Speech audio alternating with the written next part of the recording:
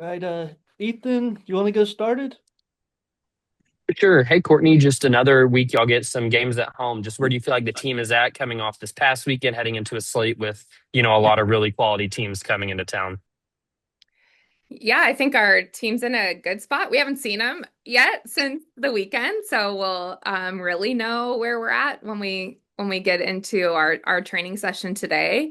Coming out of the weekend, I thought it was obviously a successful weekend when you leave any weekend 5-0, but I thought we learned some valuable lessons. I thought we continued to show different ways to win. I thought Sunday was a battle. They battled elements. They battled another team that just kept throwing punches. We battled ourselves at times, and we outlasted a really good Northwestern team. And so I'm pleased with the character that revealed. There's some things we need to fine tune from that, and we'll hit that pretty hard this week. But I think we're looking forward to being home again. I think we're looking forward to the slate that we have. It's a really tough weekend, and a weekend that's going to continue to challenge us, a weekend that's going to continue to prepare us um, for the long haul. And I think we're really looking forward to the temperatures because last weekend was cold. That Sunday day, it was really cold. So we're going to have some nice weather and hopefully have a packed bogle with some sunshine. Want to focus in real quick on Brantley Bain. Of course, we heard a lot about her before the season started, and she's been, I'd say every bit as advertised, through the early slate. Has it impressed you? I know y'all were all super high on her, but has it impressed you even, what she's been able to do this early in the season? Yeah, absolutely. It's impressed me what she's been able to do.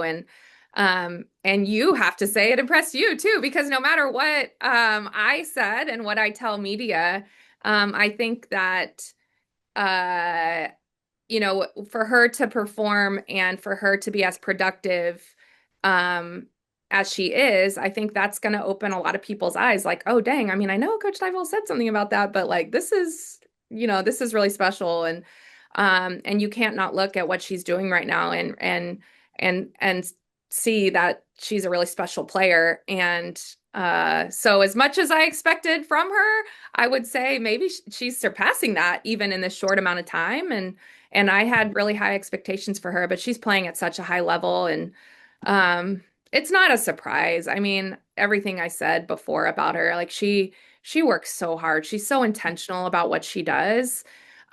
She is not going to get outworked by anyone, and she's going to make sure she is prepared for anything she's going to see. And so it's really cool to see that play out in a game setting. Yeah, and I'll end on this one, just focusing on another freshman, Sailor Timmerman. She's been really good this early in the season. What's made her, what's she doing so well out there as a freshman to come in and have these type of outings, leading the team in ERA right now?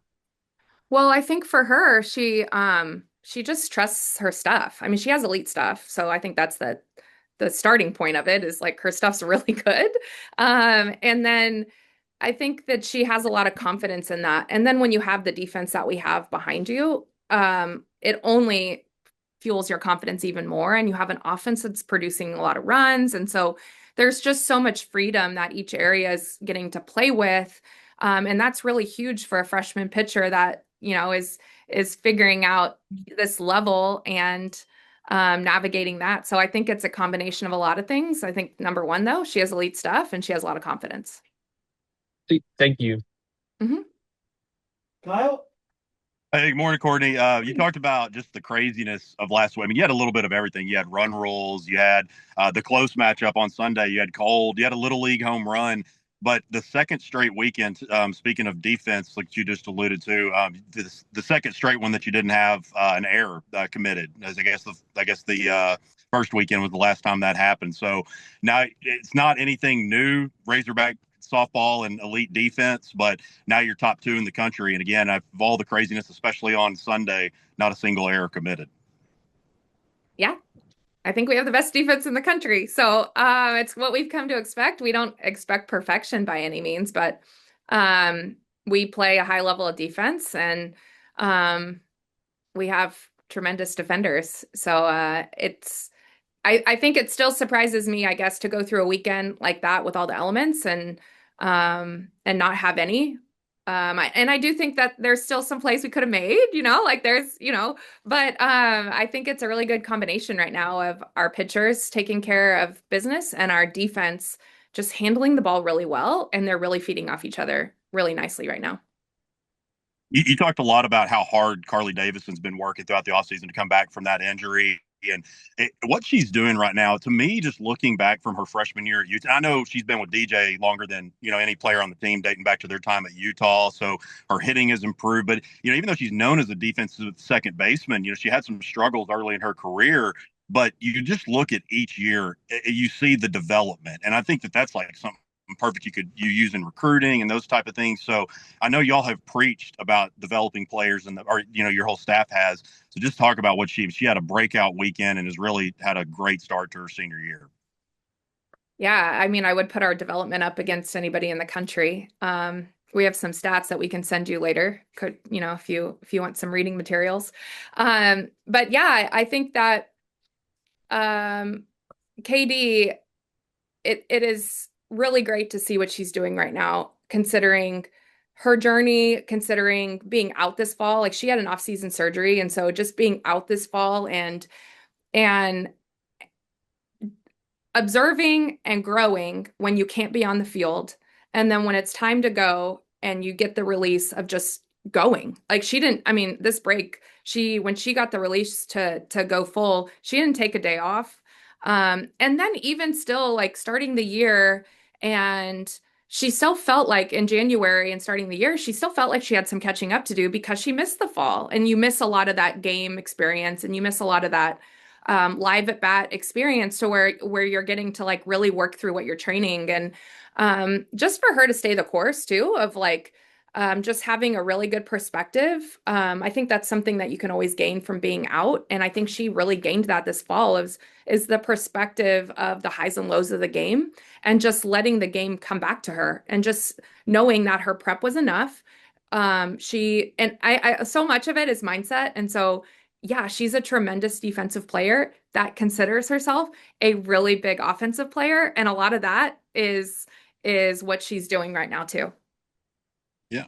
And last one for me I was going to talk to you about the Little League home run there. I know you had mentioned it in the post game, and there wasn't a ton of clarity other than just what the umps had said to you at that time. Did you get any more information on that? I mean, I know it was just a crazy sequence of events, but have you gotten any more clarity on that in the last couple of days? No, I haven't. Okay. I didn't go back and watch it. I kind of turned the page and started getting ready for this next weekend because we have quite a slate. But Understandable. No, I haven't. I haven't gotten a report on replays. I don't know that we do in the non-con. And so it's tough. It's a good learning experience for us too, because there's just a sequence of how things went that we need to learn from, of like, if you're going to put your hands up, then you can't touch the ball until they see it. And so there's just a lot of learning experience. Obviously we were on the right side of that learning experience. But no, I haven't looked into it more. Got it. Thanks. Mm-hmm. Eric? Coach, good to talk to you again. You? It's been a few weeks now with a tough schedule so far. What did you learn about your group that you didn't know going into the season that you needed to know playing other opponents? Well, I think that we actually got to learn some really valuable lessons in weekend one. And I think that as our staff kind of projected who we are, and who we were going to be, I think we saw some of these things as like, okay, what is this going to look like when this happens? When we aren't flowing, what is it going to look like? And who's going to step up, or what are we going to do? And so it was nice to learn that lesson in weekend one. And as you're coming out of weekend one, you're like, please learn the lesson, please learn the lesson, and let's change it, because it's inevitably going to happen. And so I like to see the adjustments that our teams made in that regard of, when we played Virginia in weekend one, we didn't make the adjustments we need. We didn't trust the plan as much. We didn't, a lot of things that every team goes through. And what they've learned and how they've adjusted since is what I'm most proud of our team. Not that we had the hiccup, but how we've responded to the hiccup. I just spoke to Mike. Mike Hurd, the Omaha head coach for the podcast, and he talked about one of the things he's excited about coming to this tournament is, he looks at what you've done with Arkansas as a blueprint for what he's trying to do at Omaha. Courtney, who I spoke to in December, is trying to said similar things in her return to Arkansas about what you've been doing and trying to model after what you and Coach Rittman have been doing at Arkansas and Clemson. What does that make you feel when you've got coaches that are coming to your tournament and say, man, that's the model that we're trying to be or build our program like your program?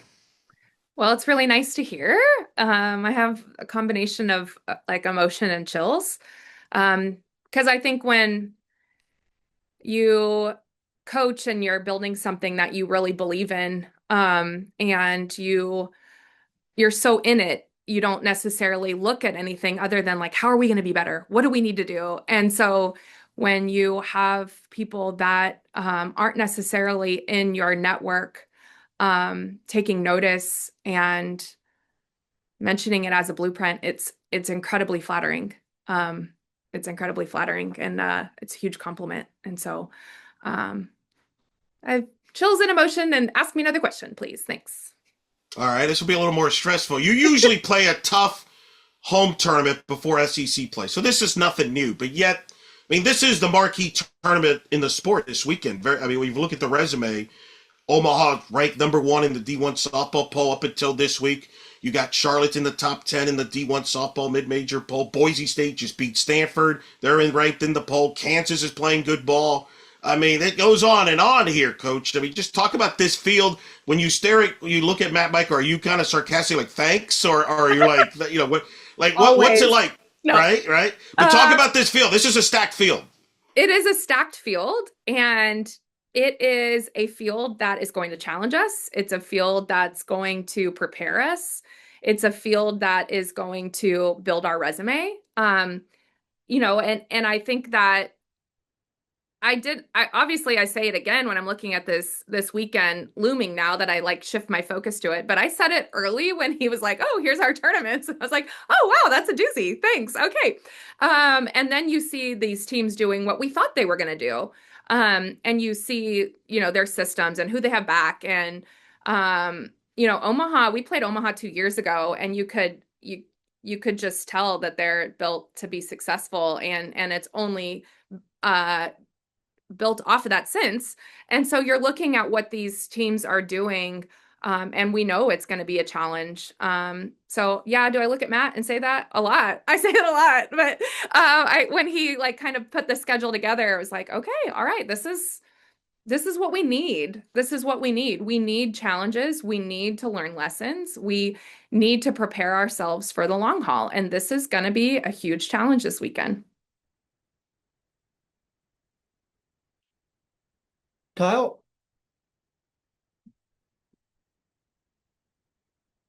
Next question? Anybody? My bad. I was You're good. sorry about that. So I got a couple more here. On the slate this weekend, you've got a couple of continuing to talk about that. I got a couple of former Arkansas prep stars. Caden Stafford at Kansas, of course, won a couple state championships at Bentonville with Casey Wood. Allison Edwards at Omaha from Mansfield. Is there any time that y'all play them, just against kids that maybe your players played against in high school, travel, or whatever it was? Is there already maybe some fun competitions between them, or is it just kind of y'all are sticking to your business and that's it?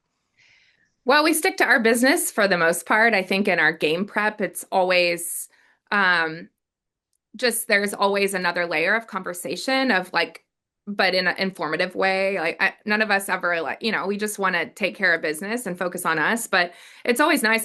We have players from all over. So a lot of times when we get into the video room, they also know these players from Texas or from Arkansas. And so I think there's the appeal of bringing the Arkansas kids home. There's a huge sense of pride, and it's really awesome to get to bring them back and they get to play in Bogle. And, but no, I don't think there's any, extra competitive pieces other than just really wanting to take care of business and play our game. Most definitely. And last one I have, talking about Rob, and just obviously another phenomenal weekend for her, getting her third career no-hitter. Based on the analytics, she is getting more swings and misses this year, utilizing her rise ball a little bit more. And so what has been, without picking into your brain too much and giving too much away, what was that, maybe something that y'all have that maybe you and Parker, when he came back on board, that y'all altered, that Rob maybe came to you and said, maybe I need to change this or that? What has kind of led to, I mean, again, as phenomenal as she was last year, I mean, she just is continuing that, and maybe even better now. I think it's just one, we work really well together, and so kind of adding Parker back into the equation and just having another piece that just knows Rob really well, and you just feel so comfortable and confident in that. And it's another year of Robin being really confident, and I think we are seeing the best version of Rob physically and mentally, and she has worked her butt off for that. So it is not me or Parker, it is Robin. It is her really trusting her stuff and knowing that her stuff is better. Her stuff is good enough, and just throwing with such conviction. And so it wasn't necessarily sitting down and saying, like, this is what we're going to do. It's just always fine-tuning her craft and making her feel really confident in that.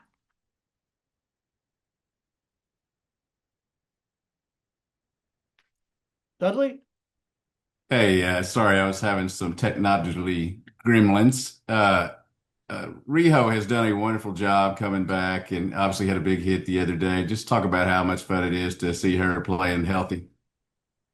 Well, yeah, she's always so fun to play. She's so steady. She's so steady. It was such a huge hit for her the other day. I think that the thing that no one ever gives Tal enough credit for is that she has a lot of aches and pains. Like she has, and she just always plays through whatever she's dealing with, and you never know. Her body gives her a lot of fits, and you just would never know it by how she takes the field every day. And you can't keep her off the field. And so I just give her so much credit, because there's a lot of these players, they never feel 100%, but she never does, and she fights through it, and just always plays at such a high level. That home run the other day was so big for us and such a big moment, and you could like feel it building. And that's Tal for you. You talked about the competition. Do you enjoy the 4-day weekend tournaments? Or is 3 usually enough, or how do you feel about that? I love competing, so sure, I'll take another day. I love game day. I love watching our players compete. I love lining it up against other teams. I love playing in the weekend more than midweeks. So yeah, I'll take a 4-day tournament weekend any day, any week. All right. See you Thursday. All right. Ethan, Can I hop in with one? Yeah. Sorry, this is a big time, like 30,000-foot question, but I'm just curious. I've been asking people, what makes the athletes that you coach now different than the ones that you coached maybe even 5 years ago? Like what's kind of wired different about today's athletes? I think that the biggest thing is, well, there's a number of things. I think fundamentally they're the same. They're the same. They want to be coached. They want to be their best. They want all those things. They're highly motivated. They're, all of those things. I think that they are more accustomed to the technology that we have. And so I think they need to see more, and they need to feel more and see how that shows up with their body. And so coaching them that way is different. And then I think the biggest thing is they're dealing with so many outside opinions. And so what they're juggling now compared to what we were juggling with our players 10 years ago, or what I was juggling when I went through it, is so different than what they're going through now. And I think that's really hard. I think that's I don't think we give them enough credit for what they balance with social media, with just having more eyes on them and people feeling like they have access to them. I don't think we give our players enough credit for how they handle that. Quick short follow-up on that. Then what do you think it says about your team? You talk about that stress that gets added on them with outside noise and whatever, that it seems like they really know how to somehow bring a lightheartedness to the field, like with just, how they react with each other after big plays, et cetera. Like, how do you think that your athletes have combated maybe the stress to where they can keep things so, it seems like y'all are very in-house with how you don't let a whole lot get in there?